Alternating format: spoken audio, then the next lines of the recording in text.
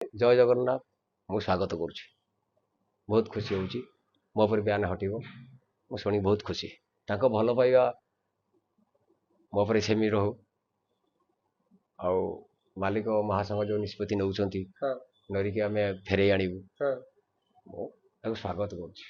ଆଉ ସେଇଥିପାଇଁ ତ ମୋର ଗର୍ବ। ସେଇଥିପାଇଁ ମୋର ଗର୍ବ। ମୁଁ ଜାଗା କିଣିନି, ମୋ ପ୍ଲଟ୍ କିଣିଛି ମୋର ଓଡ଼ିଶାର ଦର୍ଶକଙ୍କୁ ନେଇକି।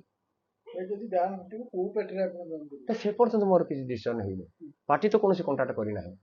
ବ୍ୟାନ୍ ସେ ହଟିଲା, ତାପରେ ଚିନ୍ତା କରିବି କ'ଣ କରିବି। ଆପଣଙ୍କ ହସ କହିଦେଉଛି ଆପଣ କେତେ ଖୁସି ଅଛନ୍ତି। ନିଶ୍ଚିତ ଖୁସି ରହିବି।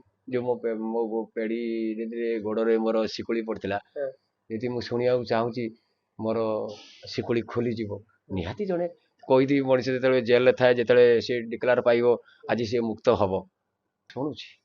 ଏଇ କେମିତି ଲାଗୁଛି? ସେ ମୁହୂର୍ତ୍ତ କେମିତି ଥିଲା, ଏଇ ମୁହୂର୍ତ୍ତ କେମିତି ଅଛି? ସେ ବହୁତ ଝଟକା ଲାଗିଥିଲା, ଆଉ ଏବେ ଆଶ୍ୱସ୍ତି ଟିକେ ପାଉଛି। ଏବେ ନରିଆକୁ ଆମେ ପୁଣି ଦେଖିବୁ।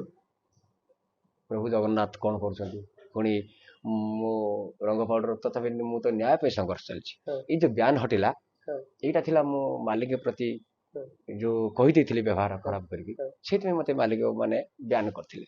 ମୁଁ ମିଡ଼ିଆ ସାମ୍ନାରେ ଭୁଲ ମାଗି ଦେଇଛି, ଆଉ ତେଣୁ ସେମାନେ ଅନୁତାପ କରିକି ଯାହା ଗୋଟେ ପିଲା ତ କହିଦେଇଥିଲା ଭୁଲ ପ୍ରକାର, ସେଥିପାଇଁ ବ୍ୟାନ୍ଟା ଉଠେଇ ଦିଅନ୍ତି। ନିହାତି ଭାଇଚାରା, କାହିଁକିନା ବାପ ଠିଆ ହେଇଥିଲେ ପୁଅ କେମିତି ଯିବ। ଆମେ ତ ମୂଳରୁ ଶିଖିକି ଆସିଛୁ। ଆଉ ଏବେ ତ ସେ ଶିଖିବାକୁ କାହାକୁ ପଡୁନି ନା। ଏଇମାନେ ଯେଉଁମାନେ ଭାଇମାନେ ଆସୁଛନ୍ତି ଯେ କହୁଛନ୍ତି ଆମକୁ ଠିକ୍ ଭଲ ପାଉ, କିଏ କହିଲା ତମେ ଭଲ ପାଉନ? ତମକୁ ସବୁବେଳେ ଆମେ ଭଲ ପାଉଛୁ। ତମେ ଭଲ ପାଇବା ଦରକାର ବଡ଼ ଭାଇକି। ବଡ଼ ଭାଇକି ସେତିକି ଭଲ ପାଇଲେ ବଡ଼ ଭାଇମାନେ ସେତିକି ତମକୁ ସ୍ନେହ ଦେବେ। ଆହୁରି ମୋ ମନରେ ଅଫସୋସ ଅଛି। ମୋର ଅଫସୋସ ଅଛି ମୋ ଉପରେ ଯେଉଁ ଅନ୍ୟାୟ ହେଇଛି, ଯେଉଁ ମାଡ଼ ହେଇଛି, ମୋତେ ଯେଉଁ ଲଙ୍ଗଳା କରାହେଇଛି, ମୋର ସେମାନେ ମୋ ବେଡ଼ି ପକେଇଥିଲେ, ବେଡ଼ି ଖୋଲିଦେଲେ, କିନ୍ତୁ ମୋ ଇଜ୍ଜତଟା ମୁଁ କେମିତି ଫେରି ପାଇବି?